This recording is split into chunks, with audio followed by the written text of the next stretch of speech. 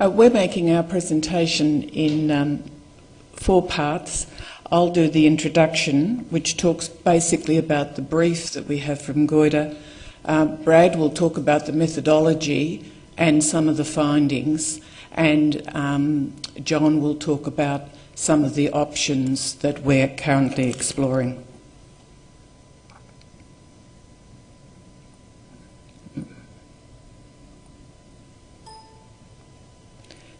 So our brief from Goyder is basically a systematic literature review, the formation of a steering committee and a workshop.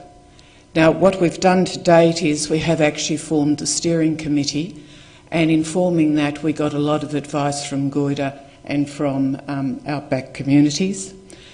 We haven't yet done the workshop, that's next week, and in the invitations to the workshop, that also we got a lot of advice from Goyder and Outback Community Authority. The systematic literature review really gives you a kind of an overview of what the brief is. So we were asked to look at the water provision of 5 remote towns, so Mari, Inaminka, Unadada, Glendambo and Yunta.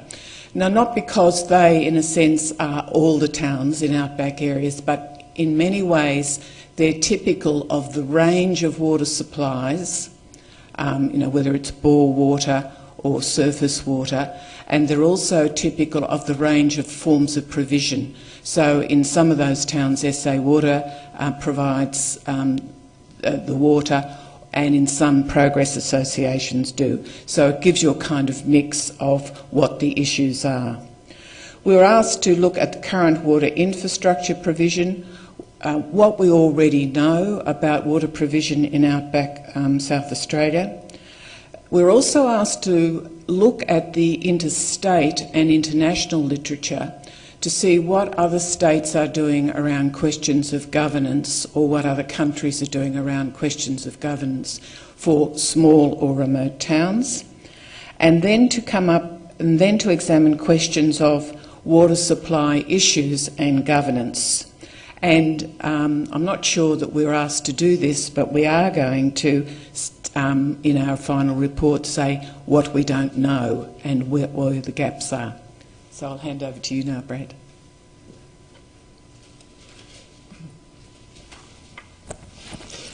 What we don't know, that's a good one, isn't it? That's the thing that you least expect to find, but it's oftentimes the most interesting. With this project,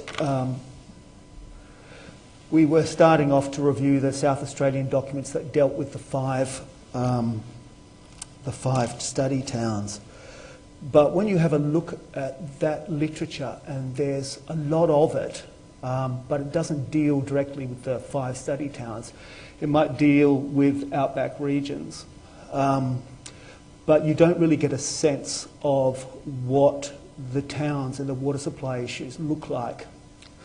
So oftentimes you're trying to see the water sources, the water infrastructure and the communities who are around those things, but you can't see them clearly because the reports don't actually deal directly with them. Even when you're looking at trying to find out what sort of infrastructure is in these communities, it's very difficult. When we looked at Glendambo and Yunta, it was really clear because South Australia Water, who provide water in those towns, had done some really good assessments of the water infrastructure and the recommendations for how to improve it. But when you looked at the other towns, you really had no idea, and you had to move from a desktop review, which is what we were tasked with, to really getting on the phone and meeting people and finding out what's actually there. So we fumbled our way through that and finally got a sense of what the infrastructure looks like and what the water sources look like, and then moved on to trying to find out about the communities and governance, because anyone who knows anything about governance knows that you need to include a range of viewpoints in order to develop a governance framework. And what you find when you look at the South Australian literature, or even the literature in other areas like the Northern Territory, Western Australia, Queensland, is that the voices of the communities themselves are absent. If you can find in sort of related government reviews submissions from community groups that might be complaining about the quality of water and issues around air conditioners contaminating rainwater tanks, really small sort of stuff, but it's really the only stuff that you find that is the voice of the community. So the governance issues are really difficult.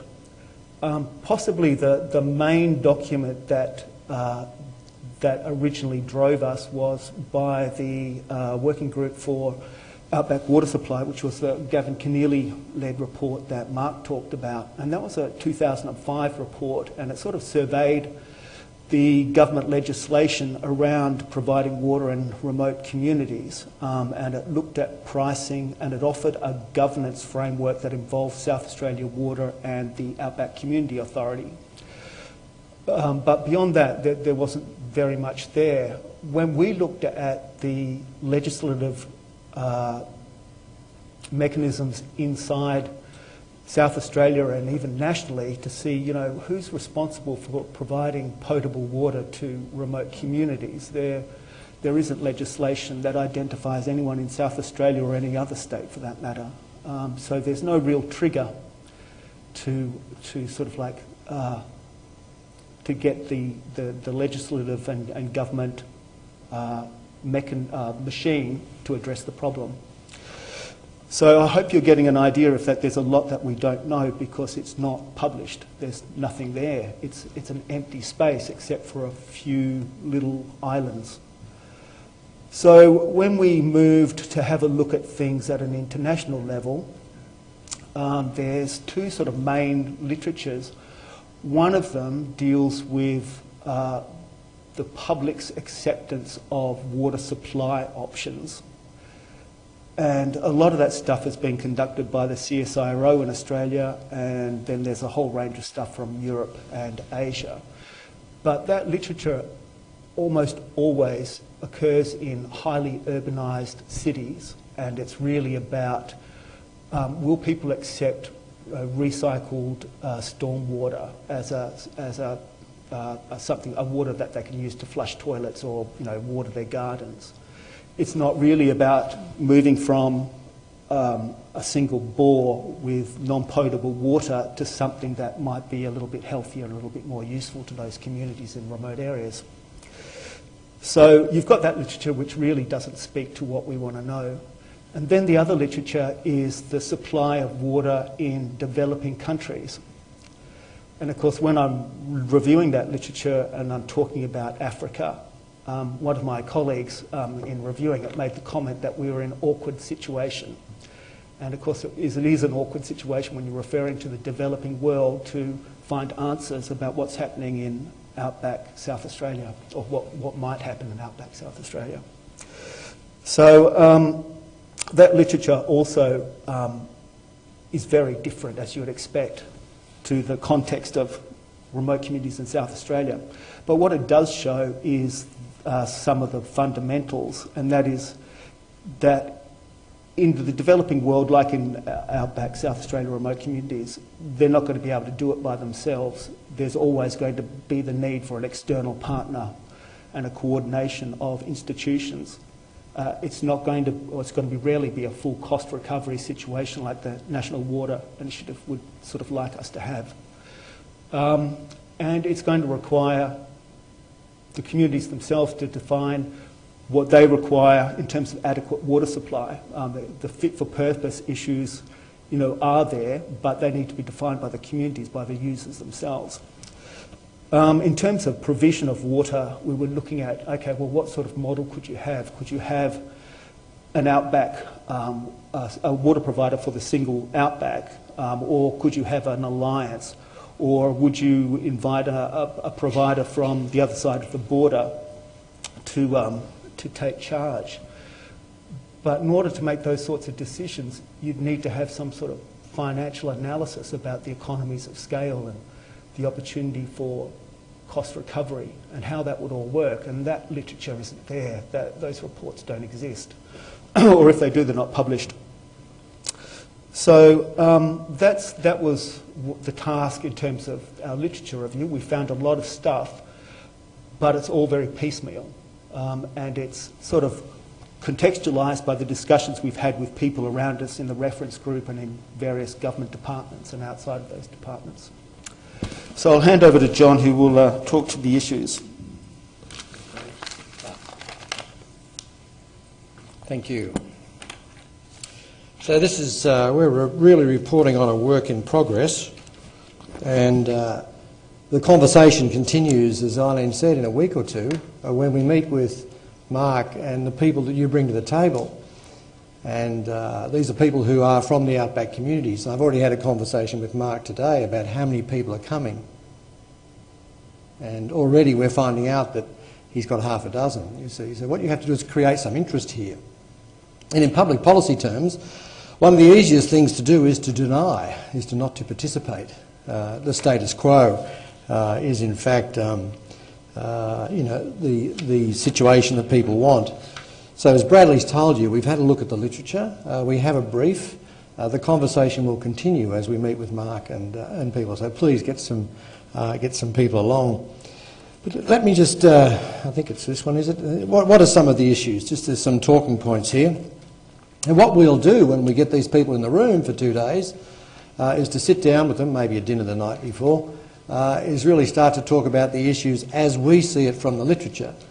We're outsiders, we're not from the outback community. I've never been there.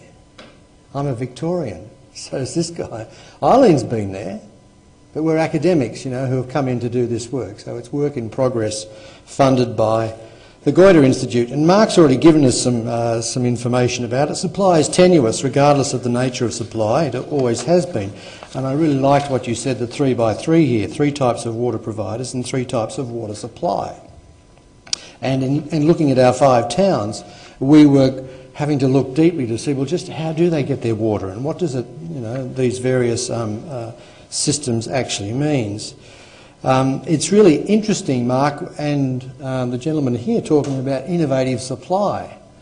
And the technocrats will have a view about that, as will South Australian Water have a view about, you know, how water should actually be delivered. But I want you to think about who saw Brian Foster yesterday morning, did you? Was it yesterday? Well, I don't know, never met him, what a legend.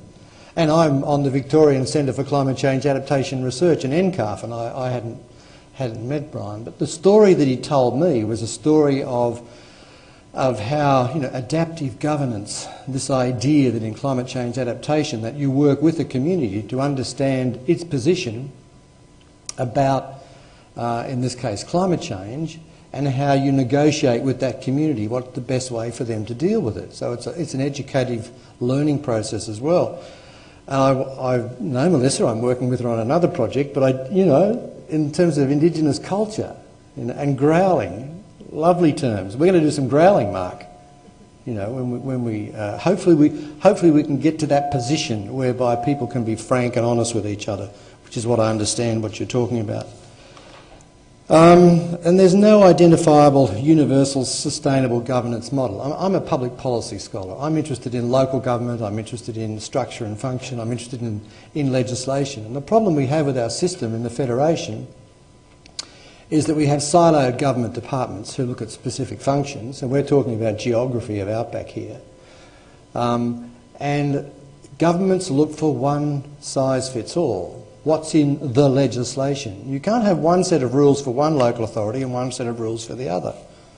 But can you imagine, I'm sitting here listening, Mark talking about volunteers and progress associations.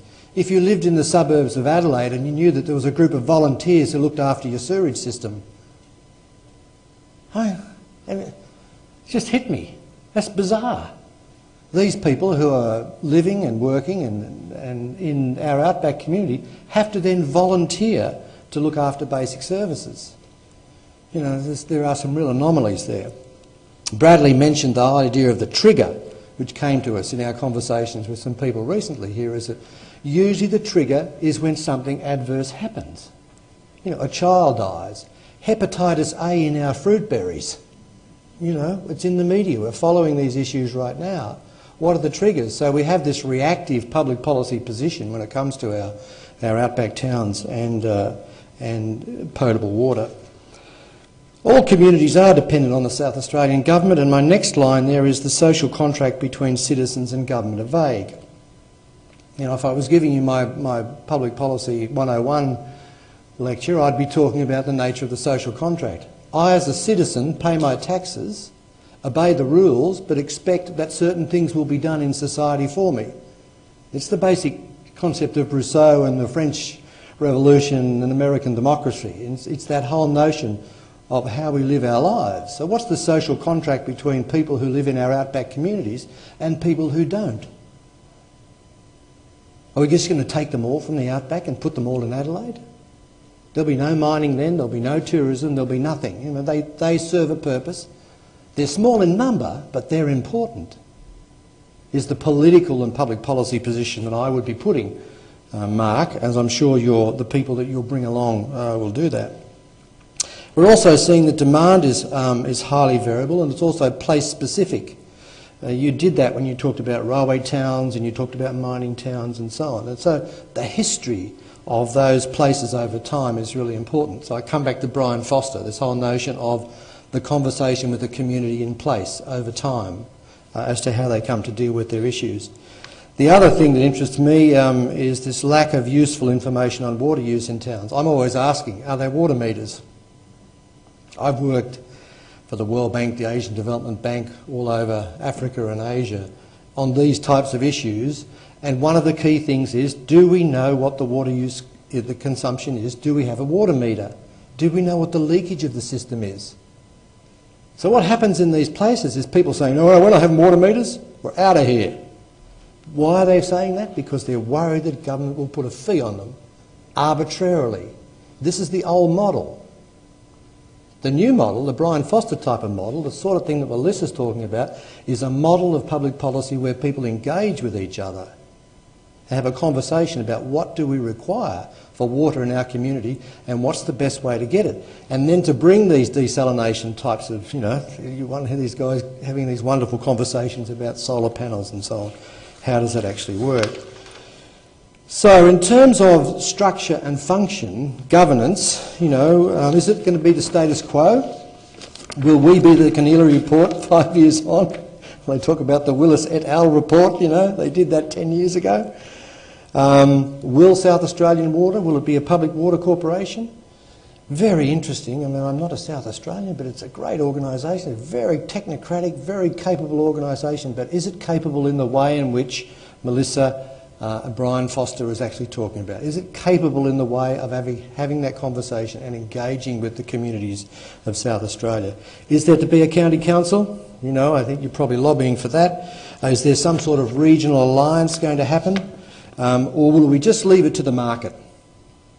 I have to say, you put it out there, but to me it's ridiculous, the idea of the market. The Queenslanders dealt with this in their reports to the National Water Commission, and the report is absolutely fascinating, written by bureaucrats with words like, this is absolute nonsense, that you can have a free market situation and people will pay the full cost of water. Well, I go back to the social contract idea. Or complete state responsibility and abdication of any responsibility of the locals. Well, clearly not. There has to be some combination. So I've probably said far too much, given that we've actually done this literature review. We've had extensive conversations with people. We're looking forward to next when we meet with the workshop, because this is the kind of heartfelt conversation we want to have with the people from the Outback Communities Authority, and we want to explore with them the options for governance and management of water in their communities. So that's our work in progress on this particular Goyder project. Thank you.